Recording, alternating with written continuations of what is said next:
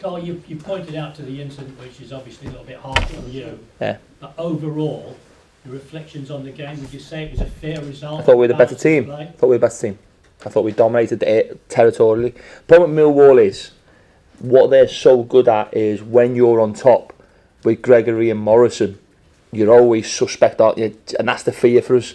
And sometimes that we were always worried about on the turnover, how they can exploit you when you're at your best. It happened at the Den when we were probably the best team. When they scored their goal, we got over carried away and they hit us on the counter attack.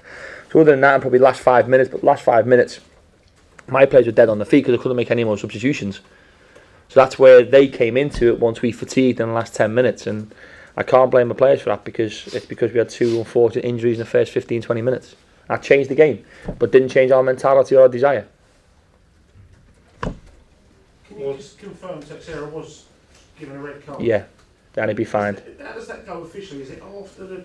He's still going to be suspended for the next game. It's the second yellow card. So it's 1 game ban. But is that, what was the timing on it? If I'm sorry, at the end of the day, you can still get sent off when the game's finished. Yeah. So it happened in an international game. He threw the ball in response to the final whistle, didn't he? He threw the ball because of a tackle he felt. I think there's a lot of undercurrents there today.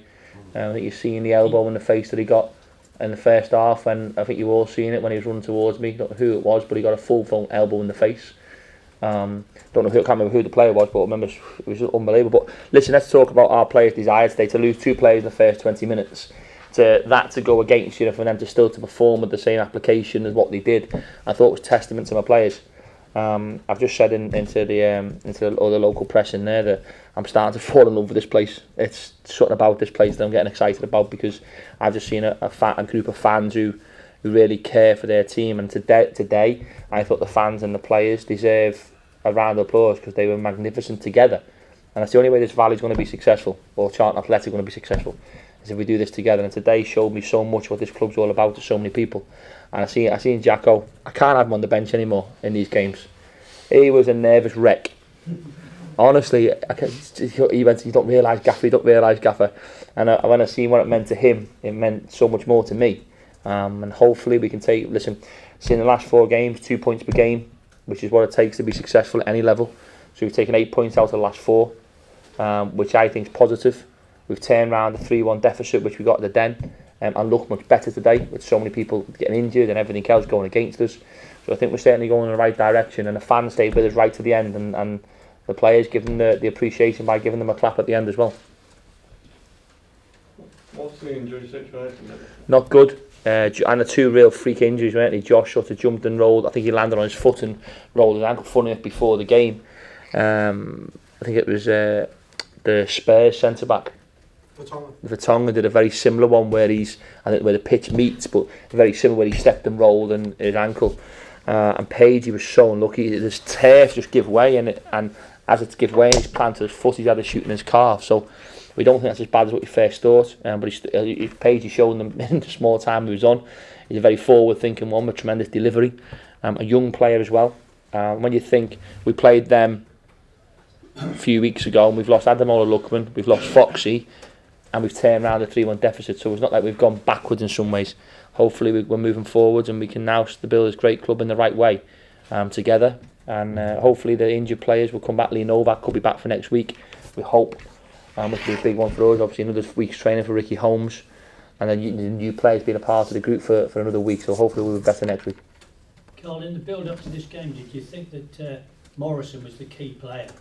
Because both your centre-halves seemed determined to get the better of him early on. Yeah, listen, Morrison's... That's when it built up. Morrison's a great... is for Millwall Football Club, I think he's been a stalwart, hasn't he? And he's one that has a connection with the fans. So, I think he knows the importance of this game, so he almost raises his game for it.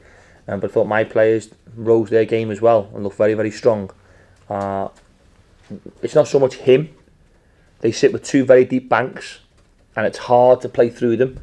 It's hard to go wide and cross because you've got 2 beasts in the back, centre backs who want to head it.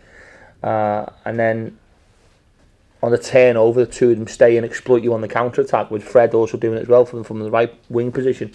And O'Brien plays very narrow and very high, and that formation is difficult to play against because it's a 4-4-2, but it almost comes a counter-attack and 4-4-2 on the right and a narrow 11 on the left, with the two strikers pinning 2 or 3 players back, so we could create numerical overloads on the turnover. So we worked hard all week on that.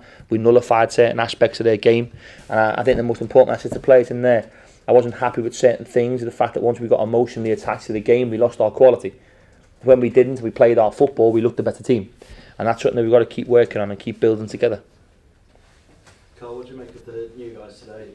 Listen, Nathan Burns showed, yeah, I think, no, typically, innit, he had the tackle in 2.5 minutes, and I said to the staff, he was either going to be a fan's favourite or not a fan's favourite in the first 50-50 against Millwall.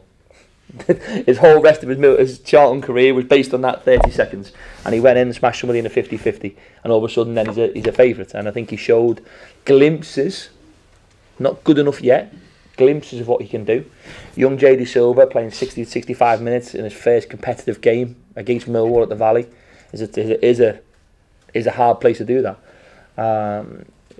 So with Lewis Page, I don't think he was around long enough, but Declan Wood showed that he's a massive presence in our back five. And I thought that the three in midfield, the more and more the game got going, the more and more their legs started to dominate the game. And hopefully we can build on that now with Scunthorpe here next week.